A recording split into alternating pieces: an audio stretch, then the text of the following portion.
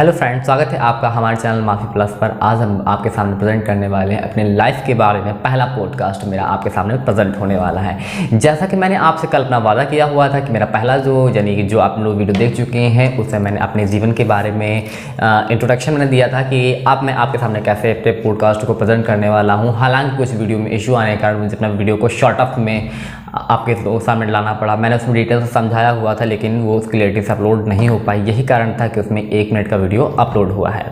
चलिए मैं शुरू करता हूँ अपने लाइफ के बारे में। मेरा जन्म उत्तर प्रदेश राज्य के लखनऊ ज़िले में नटकुट नामक गांव में हुआ था। ठीक, मेरी घर की जो आर्थिक स्थिति थी वो आज राशि नहीं थी। मेरे पिता का नाम श्री बनवारी लाल और मेरी माता का नाम मिसेस यानी कि श्रीमती केसकली थे। हम लोग अपने 4 भाई हैं। हमारे पिताजी का एक साइकिल का व्यवसाय था। हमारे पिताजी जो है बीमार रहते थे, जिनका इलाज जो है पीजीआई से चलता था। और आज भी वर्तमान में भी हमारे पिताजी का जो इलाज है वो पीजीआई से ही चलता था। अभी क्या है कि वर्तमान जो मेरी उम्र है वह अभी 19 साल है।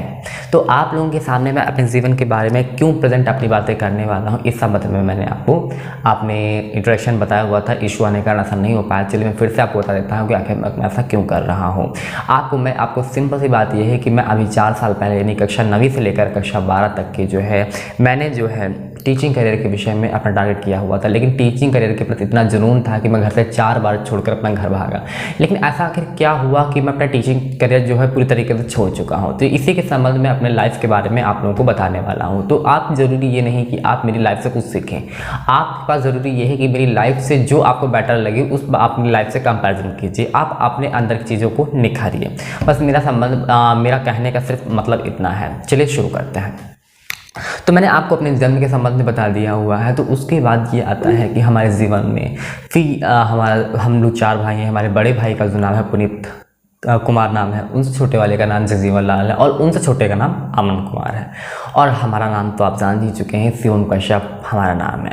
तो हमारा जो जन्म के संबंध में आप जान ही चुके हैं। तो पूरी तरीके से बचपन से ही मुझे अपनी शिक्षा, अपनी पढ़ाई के प्रति काफ़ी लगन थी। मेरा जो नर्सरी से लेकर कक्षा 8 तक के मैंने उमादित्य विद्या मंदिर नाम के विद्यालय में अपनी शिक्षा को हासिल किया। उसके बाद मैंने सैनिक स्कूल में अपना कक्षा 9वीं से एडमिशन लिया था। लेकिन उसके पहले मैं बात करूंगा कक्षा 1 से लेकर कक्षा 8 तक के संबंध में। उस कक्षा 1 से लेकर कक्षा 8 तक के संबंध में अपनी सारी जानकारी को यानी सारे अपने जीवन के संबंध में आज अधिकतम से अधिकतम पार्ट को कवर कर दिया जाएगा। और कल के पार्ट में यानी कि जो सेकंड पार्ट आपका पॉडकास्ट में अपलोड होगा लाइफ के बारे में, उसमें कक्षा 1 से लेकर कक्षा 8 तक की सारी बातों को आपके सामने प्रेजेंट कर दिया जाएगा। तो कक्षा 1 से लेकर कक्षा 8 तक के संबंध में ये था कि मैं पढ़ाई में अपने पहले से ही ठीक ठाक था, एवरेज स्टूडेंट था, ना तो ज़्यादा हाई पे था ना तो लेवल पे था। लेकिन फिलहाल कहने का मतलब ये था कक्षा 1 से लेकर कक्षा 8 तक के और यहाँ तक के सफ़र में कक्षा 12 तक के सफ़र में हमेशा ही टॉप की कंडीशन पे आता रहा। ये मैंने अपनी मेहनत अपने उस पर मैंने किया और ईश्वर का साथ रहा, लोगों का विश्वास रहा। इसके बलबूते ही मैं यहाँ तक अभी तक टॉप करता हुआ चला आया।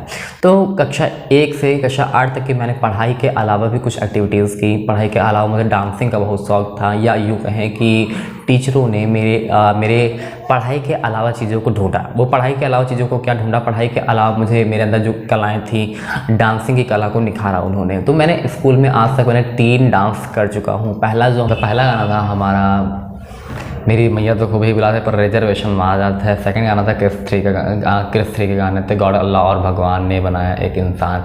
और एक और भी गाना था जो कि था सबसे हंसी है सबसे जुदा है वो देखो मेरी जान। ये वाला गाने पर डांस किया था। तो इतना ही मैंने गाना पर डांस किया था। उसके बाद मैंने यानी कक्षा 8 तक मैं जब विद्यालय में रहा हुआ विद्या मंदिर के विद्यालय में तो वहाँ पे मैंने जो है 3 बार मैंने डांस किया। अलग अलग फंक्शंस पे, गणतंत्र दिवस पे, 15 अगस्त पे, जैसे मुझे फंक्शन आते गए तो मैं वहाँ पे डांस कर रहा था। यानी कि मैं वहाँ पर उस विद्यालय में मैं वहाँ पर ऐसा लड़का था जो कि केवल जो डांस में पार्टिसिपेट करता था। यानी कि मैं ही ऐसा वहाँ पे एक लड़का था। इसके अलावा गर्ल्स पार्टिसिपेट करती थी, बॉयज़ लेकिन पार्टिसिपेट नहीं करते थे। हमारे प्रिंसिपल का जो नाम था, उस विद्यालय के जो प्रिंसिपल थे राम प्रसाद शुक्ला उस विद्यालय के प्रिंसिपल का नाम था। उनकी बहू जो थी विद्यालय को संचालित करती थी, उनकी बहू का नाम था गीता देवी। तो वो हमारी जो हमारे प्रिंसिपल थे वो हिंदी और गणित के सबसे बढ़िया टीचर थे। वो देखिए पुराने ख्यालात, यानी वो गांधी जी के ज़माने के समय के थे, यानी वो रिसेंटली वो इस दुनिया में नहीं है, यानी वो जब ख़त्म हुए थे 50 साल के होकर ख़त्म हुए थे। तो उनका काफ़ी नाम था, वो गांधी जी से मिले हुए थे। तो एक हमारे सामने एक हम लोगों की एक किस्मत, हम लोग खुश किस्मत थे कि हमें उन लोग ऐसे टीचर से पढ़ने का मौका मिला जो कि गांधी जी के समय के थे। ये मैं नहीं कह रहा कि आज के टीचर ठीक नहीं, आज के टीचर बढ़िया, लेकिन हमें ऐसे शिक्षक से पढ़ने का मौका मिला। वो हमेशा ही पेड़ के नीचे बैठ के पढ़ाते थे, उन सीटों पे बैठ के पढ़ना, सीटें होती थी और गूलर के पेड़ के नीचे पढ़ाते थे। जो आनंद था, 3-3 4-4 क्लास एक साथ पढ़ती थी, कोई भी बंटवारा नहीं था कि नहीं 3rd क्लास ही पढ़ेगी, 4th क्लास ही पढ़ेगी, 5th क्लास ही पढ़ेगी, ऐसा कुछ भी नहीं था। 3-3 क्लास एक साथ पढ़ती थी। वो इमला बोलते थे, सभी बच्चे लाइन से इमला लिखते थे और श्याम पट हुआ करते थे, काले काले बोर्ड हुआ करते थे, चौक से लिखा करते थे। जब भी चौक से लिखने की बारी आती थी तो हमें ही बुलाया जाता था, क्योंकि मेरी जो राइटिंग थी वो अच्छी थी। तो अगर मान लीजिए 3 4 5 क्लास एक साथ बैठी हुई है, कक्षा 3 कक्षा 4 कक्षा 5 बैठी हुई, तो मुझे ही लिखने के लिए बुलाया जाता था। और सुलेख सर बोलते थे, उनका सुलेख जिस प्रकार से वो बोलते थे, मुझे आज तक कोई भी ऐसा इंसान नहीं मिला जो एक बेहतर ढंग से सुलेख को बोल सके। वो सुलेख ऐसा बोलते थे, अगर कुछ बेसिक मात्राओं को, यानी मात्राओं को अगर कोई बंदा जानता हो तो वो बेहतर ढंग से उनके शब्दों को लिख सकता था। वो ऐसा बोलते थे। हिंदी और गणित में उन्होंने महारतें हासिल की हुई थी। ठीक है, चलिए इस बातों को शुरू करते हैं। तो ये तो हमारी बातें हो गई प्रधानाचार्य के बारे में। फिर अब बात करेंगे अपनी मैम गीता देवी मैम के संबंध में। वो भी हिंदी की काफ़ी अच्छी टीचर थी। वो हिंदी और संस्कृत की काफ़ी विद्वान थी।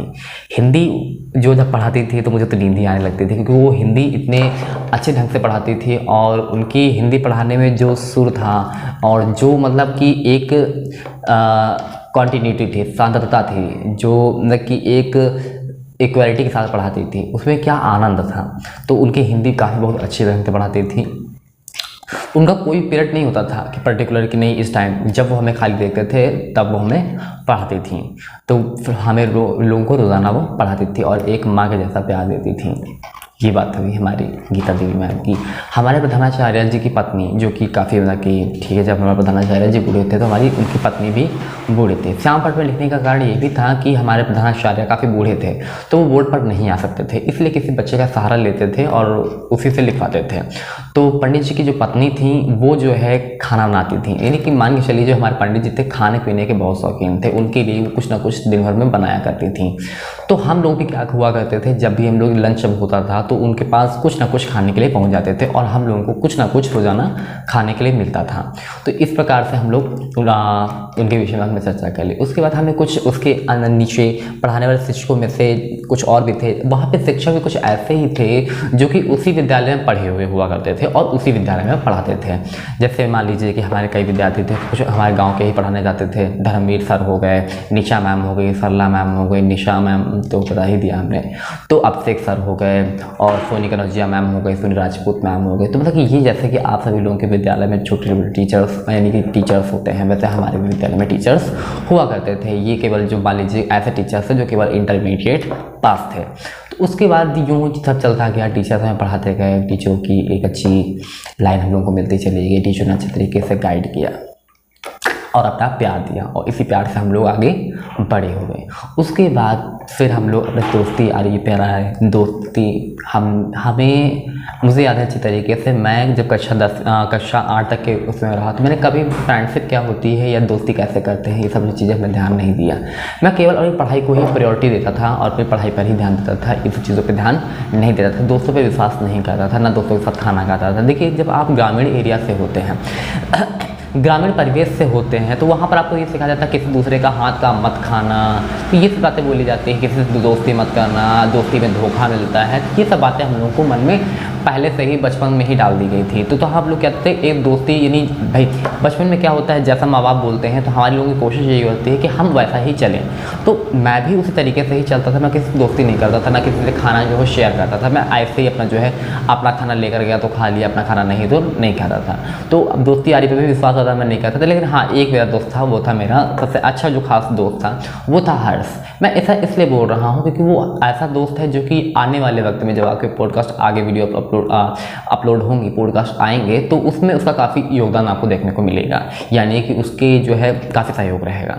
तो इस वजह से मैं उसके बारे में बताना ज़रूरी है कि यानी वो दोस्त ऐसा था जो आज भी मेरे साथ है, ठीक है। रिसेंटली वो अभी एमपी में है, उसकी भी उम्र हमारी जैसे उम्र है, वो भी 19 साल का ही है, लेकिन वो क्या था कि बचपन में उसका जो व्यवहार था काफ़ी जैसे, क्योंकि वो ठाकुर है, उसका जो नाम है वो है, नाम है हर्ष ठाकुर। वो बचपन में बहुत एटीट्यूड था उसके अंदर, मेरे अंदर पढ़ाई का एटीट्यूड था और उसके अंदर अपनी जाति का एटीट्यूड था। लेकिन जाति का एटीट्यूड कहें या मतलब मैं फाइनली ये नहीं कह सकता कि फिलहाल उससे अपनी जाति को लेकर एटीट्यूड था कि वो ठाकुर है, और मुझसे ज़्यादा वो बहुत एटीट्यूड तरीके से बात करता था। लेकिन हाँ, पढ़ने में अच्छा था और मुझे पसंद था, उसका तरीका मुझे काफ़ी पसंद आता था। तो एक बार की बात है कि जब मैं यूं ही टेरिस पे खेल रहा था और वो भी खेल रहा था, तो हम लोग पकड़ पकड़ाई खेल रहे थे। और वैसे जानते हैं कि बचपन में कुछ हमारे गेम्स होते हैं जो हम लोग खुद खेलते हैं, वो भी खेल रहा था। मैंने पता नहीं किसी कारणवश मैंने उसे पकड़ लिया, पकड़ने के बाद मैं उसे मस्ती करने लगा जैसे फ्रेंड्स लोग करते हैं, लेकिन उसने मुझे एक खींच के थप्पड़ मार दिया। तो मुझे बुरा लगा, मैं रोने लगा और उससे मैंने कुछ नहीं बोला, और मैं चुपचाप पे 2-3 दिन तक मैंने उससे कुछ नहीं बोला। इस वजह से मतलब कि फिर मेरा दोस्ती यारी पर विश्वास उठ गया। मैंने ज़िंदगी में ठान लिया कि मैं कभी दोस्ती फ्रेंड से नहीं करूँगा। लेकिन फिर क्या था, हमारी बातें आगे बढ़ी, उसकी बातें आगे बढ़ी। कहते हैं ना, किसी इंसान को जब आप दिल से चाहते हैं तो कहीं ना कहीं कायनात पे आपको मिलाने में जुट जाती है। तो कहीं ना कहीं मेरे दिल में भी उसके लिए प्यार था और उसके दिल में भी मेरे लिए प्यार था, जो कि फिर से हम लोग एक दूसरे से फ्रेंडशिप किए मिले, और उससे बाद आज तक कभी भी झगड़ा हमारे लोगों का नहीं हुआ, क्योंकि हम लोग एक दूसरे को समझ चुके थे। फिर यूँ ही कारवां चलता गया। फिर उसके बाद हमारी इस कक्षा 8 तक के विद्यालय का सफ़र ख़त्म हुआ। विद्यालय में कंडीशन यही थी कि मैं हमेशा ही टॉप आता था, हमारे दोस्त भी काफ़ी मेहनत करते थे।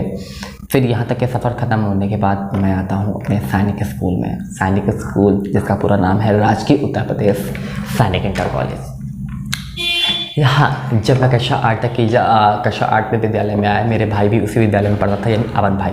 हालांकि मेरे सभी जो बड़े मेरे जो भाई हैं वे सभी सैनिक स्कूल के ही पढ़े लिखे थे। जब मैं कक्षा 8 में आया तो मेरे भाई कक्षा 9 में थे। कक्षा 9 में ही उन्होंने सैनिक स्कूल में एडमिशन करा लिया। अब मैं उस विद्यालय में अकेला था कक्षा 8 में, तो मेरा भी इच्छा यही थी कि मैं भी सैनिक स्कूल में अमन भाई के साथ ही जाऊँ, लेकिन घर वालों ने क्या किया, मना कर दिया इस बात के लिए। तो मैंने क्या किया, ठीक है, तो जो 1 साल मेरे लिए काफ़ी कष्टकारक था क्योंकि मुझे अकेले स्कूल जाना पड़ा। उसके बाद कहते हैं ना कि जब काली रात होती है तो सवेरा ज़रूर आता है। सेम वैसा ही केस हुआ। 1 साल बाद मेरा एडमिशन सैनिक स्कूल में हुआ, लेकिन एडमिशन कराते वक्त मेरे भाई, क्योंकि हम जान चुके थे कक्षा 8 में मेरा विचार कुछ ऐसा आ चुका था, क्योंकि सैनिक स्कूल एक गवर्नमेंट स्कूल था और मैं पढ़ने लिखने में अच्छा था, और सैनिक स्कूल की स्थिति इतनी अच्छी नहीं थी। वहाँ पे लोग लंच में ही बच्चे भाग जाते थे, तो वहाँ की जो स्थिति थी बहुत ख़राब थी। तो मुझे क्या था कि मेरे अंदर बस एक ही चीज़ थी कि मेरे भाई लोग जहाँ पर पढ़े हुए हैं मैं भी वहीं पढ़ूँगा, और मैं इस तरह के विद्यालय में भी अपना मुकाम हासिल करके दिखाऊंगा। इस तरह से हमने उसको विचार को अपने अपनाया। तो वहाँ पर मेरे भाई जब कक्षा में 8 में आया तो मेरी भी एक कोशिश थी कि मैं अब इंग्लिश मीडियम से पढ़ाई को करूँ, क्योंकि एक हिंदी मीडियम का बच्चा होकर और पढ़ाई में लगन के कारण मैंने सोचा कि आगे की पढ़ाई में अब इंग्लिश मीडियम से ही करूँगा। लेकिन उस दौरान मेरे पापा की तबीयत बहुत ख़राब रहती थी। मुझे इस बात का डर था क्योंकि मेरे भाई लोग उस समय नहीं कमाते थे, मैं डिपेंडेंट था अपने पापा के ऊपर। तो वहाँ मैंने इस चीज़ को सोचा कि आखिर मैंने प्राइवेट कॉलेजों की फीस बहुत ज़्यादा होती है, ये आप ही जानते हैं, और इंग्लिश मीडियम की तो और भी ज़्यादा होती है। तो ये थॉट मेरे अंदर आ गया कि आखिर अगर मैंने इंग्लिश मीडियम की पढ़ाई की तो पैसों का क्या होगा। पापा भी बीमार थे। तो उस वक्त क्या हुआ कि ठीक है, मैंने फिर अपना एक डिसीजन लिया कि नहीं, मुझे सैनिक स्कूल में ही पढ़ना है। वहाँ पर 6 महीने की फीस जो होती थी 600 इतनी होती थी, तो किताबें ऊपर से फ्री मिलती थी। तो ये सब चीज़ें थी। मुझे लगा कि नहीं, मुझे सैनिक स्कूल में पढ़ना चाहिए। वहाँ पर टीचर्स भी क्लास में नहीं आते थे, कोई भी फैसिलिटी अच्छी नहीं थी। लेकिन मेरे भाइयों ने भी ऐसा बताया कि वहाँ पढ़ाई अच्छी नहीं होती है, ये नहीं, क्योंकि मेरे भाई लोग चाहते थे कि वो सरकारी स्कूल में पढ़े लिखे। भाई कोई भी माँ बाप हो या कोई भी अपना भाई हो जो आपको अपना मानता है, तो वो नहीं चाहते कि आप उस स्कूल में पढ़ें, सरकारी स्कूल में पढ़ें। वो चाहते कि आप एक अच्छे स्कूल में पढ़ें, एक अच्छा कुछ अपना हासिल करें, वो चाहते थे। उनकी थॉट यही थी, वो मुझे गवर्नमेंट स्कूल में एडमिशन नहीं कराना चाहते थे। लेकिन मैंने सोचा कि नहीं, अगर मुझे क्या गवर्नमेंट स्कूल से पढ़कर कोई अपना मुकाम हासिल नहीं कर सकता, वो भी आप हमारे देश के इतिहास में आप उठाकर देख लीजिए, ऐसे ऐसे लोग पढ़े हैं जिन्होंने सरकारी स्कूल से पढ़ाई की। तो मेरा विचार था कि मैं सरकारी स्कूल से ही पढ़ाई करूँगा। फिर मेरा फाइनली मेरी जिद और मेरी मतलब कि मैंने जब सैनिक स्कूल में एडमिशन लिया तो मैंने अपनी रिस्पॉन्सिबिलिटी पर ही सैनिक स्कूल में एडमिशन कराया। मेरे भाई लोगों ने साफ कह दिया कि मेरी कोई जिम्मेदारी नहीं है कि आप इस प्राइवेट में, क्योंकि मेरा इच्छा है कि आप प्राइवेट में पढ़ो। तो मैंने गुस्सा होकर अपने जो एडमिशन कराया उसको सैनिक स्कूल में कराया। फर्स्ट डे मेरी तबीयत जब सैनिक स्कूल में एडमिशन लेने गया था, मेरे जगजीवन भाई ने मेरा सैनिक स्कूल में एडमिशन कराया। तो उस दिन मेरी तबीयत बहुत ख़राब थी। फर्स्ट डे जब मैं इस विद्यालय में गया तो सबसे पहले मेरी मुलाकात जब मैं प्रिंसिपल के पास एडमिशन कराने के लिए वहाँ मेरा भाई गया, मैं भी गया। सबसे पहले मेरे पास मुझे सजेशन दिया गया कि क्लास टीचर को मुझे कक्षा 9वीं में एडमिशन कराना था, तो सबसे पहले मुझे नीला मैम के पास भेजा गया। तो नीला मैम सलवार सूट में थी क्योंकि उनकी शादीशुदा नहीं है। अब मैं उनके बारे में ज़्यादा कुछ खास तो नहीं जानता उनके पर्सनल लाइफ के बारे में, लेकिन मैं जैसे उस रूप में देखी वैसा मैं बताता हूँ आपको। तो उन्होंने जब उनसे हमने एडमिशन के बारे में कहा तो उन्होंने कहा कुछ देर इंतज़ार करो। तो उसके बाद हम लोगों ने लंच तक, यानी हम लोग सुबह पहुँच चुके थे, मान लीजिए कि पहले या दूसरे पीरियड के अंतराल में हम लोग पहुंच चुके थे। उसके बाद हम लोग जब लंच में उनसे जब लंच तक हम लोग वेट किए, इंतज़ार किए, फिर उसके बाद हम लोग जब नीला मैम के पास गए, नीला मैम ने जब मुझे बैठे हुए देखा, क्योंकि मैं उनसे कुछ पास ही बैठा हुआ था, कुछ दूरी पर, और वे मुझे बार बार देख रहे थे। उसके बाद उन्होंने कुछ भी सोचा हो, फिर उन्होंने मुझे बुलाया और एडमिशन को लिया।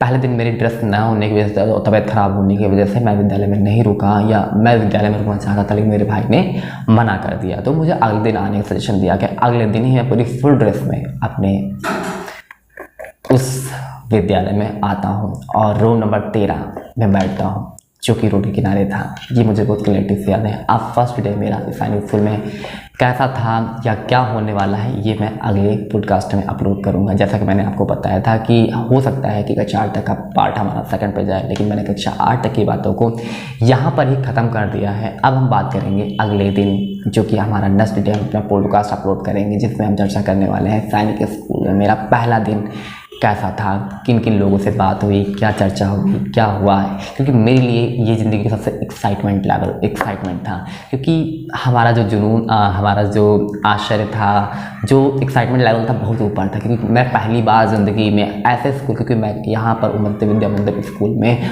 8 और 10 साल पढ़ा हुआ था। उसके बाद इस 10 साल के बाद निकलकर मैं किसी नए विद्यालय में गया हुआ था, जो कि मैं 1 साल इंतज़ार कर रहा था सैनिक स्कूल में आने के लिए। तो ये मेरी ज़िंदगी का सबसे एक्साइटमेंट दिन था। तो अब हम बात अगले दिन करेंगे कि आखिर इस एक्साइटमेंट दिन का मुझे क्या रिज़ल्ट मिलता है। तब तक के लिए धन्यवाद।